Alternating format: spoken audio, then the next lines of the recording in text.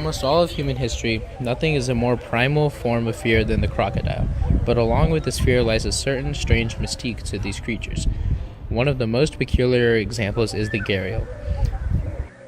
The Gharials gangaticus, or more commonly called the gharial, is a long crocodile-like amphibian with an extremely long snout.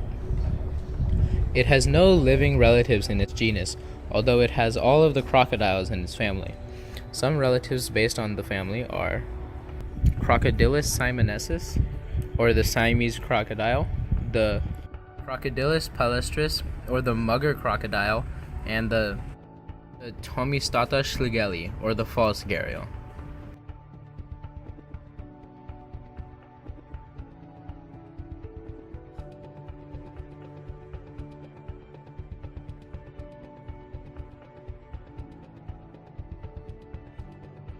This is where he would live.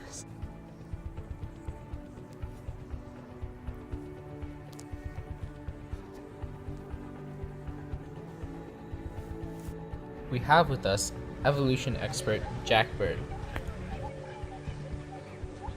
Here are the adaptations that gharial has for surviving in the area. It has powerful stubby back legs and webbed feet for swimming. It also has eyes that pop up above the head to see while submerged in a river. However, it has very limited walking ability. It cannot lift itself off the ground.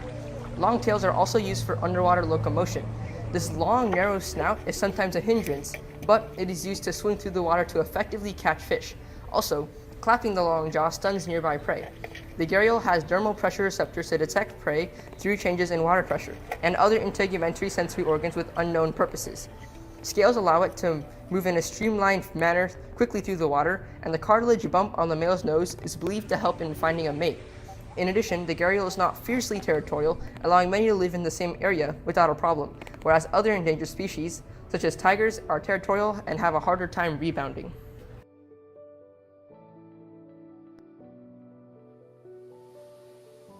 Gharial is a poikilothermic ectotherm, meaning that its internal temperature relies on the external temperature. So the gharial expends less energy and doesn't need to take in as much energy. However, it means a delicate balance of staying submerged and basking on sandbars to maintain homeostasis.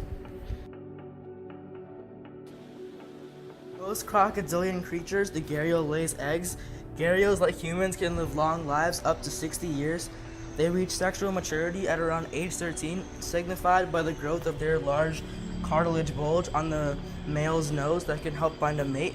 The female gharial lays these eggs in a sand nest dug by its hind legs and incubates them for 90 days.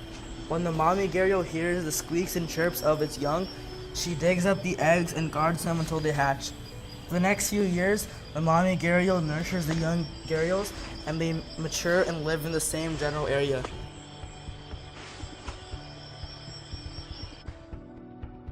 The gharial is a carnivore and is a tertiary consumer in its habitat. It feeds mainly on fish and small crustaceans such as mud crabs. During breeding season, it also feeds on tadpoles and juvenile frogs, as well as insects. The hunting area of a gharial is proportional to the size of the river that it is in, and they are generally not very territorial. Here's animal behavior expert Arnov. The gharial is actually a very social creature. It is only territorial during breeding and nesting seasons, when it has to defend its nest or its mate. During the other months of the year, it shares the area with several groups of up to 15 others of the same species, depending on the concentration in the area, basking together in the sun and defending their favorite spot from a rival amphibian, the mugger crocodile, and occasionally other gharial. Gharial populations have declined by 98% from habitat destruction and hunting. Gharials are hunted and killed by fishermen because they are seen as threats to the fish they themselves are hunting for a living. Also, turtle poaching, draining of marshes, sand mining, and killing for traditional medicine contribute to the declining population numbers. Gharials damages ecosystems by removing an important predator, even a keystone species. Research shows that although gharials have delicate jaws, not suitable for catching large animals, they usually eat predatory fish. regulating their numbers, which in turn allows for more smaller fish growth, which in turn regulates the number of producers they graze on. When fishers kill gharials, they might inadvertently be killing the small fish they value. Conservationists like me are trying to save the gharials by making sand mining, fishing, and turtle poaching in the area legal. Also, the rivers where the gharials live are protected and the equivalent of a U.S. national park. However, the groups that do these illegal activities usually have guns, so keeping these preservation areas safe is a challenge. However, the last gharial breeding season was an enormous success, with as many as 2,000 eggs. Not all of them will survive, but this and the fact that a protected gharial can live a 60-year-long life will increase the population number.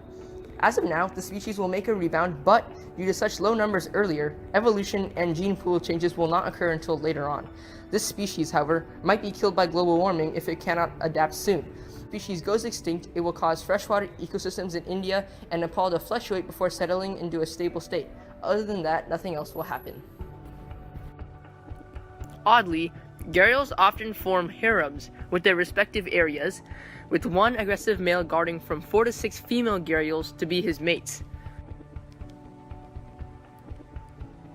Generally, the males get into fights only during the breeding season.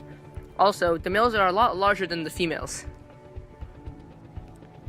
An interesting fact is that gharials can hear subsonic things. Also, they have about 100 teeth in their very long jaws. A fun fact is that gharials lay the largest eggs of any crocodilian creature, and they also have the most parental care. However, this is not saying very much. Gharial parental care lasts for about 1 to 2 months.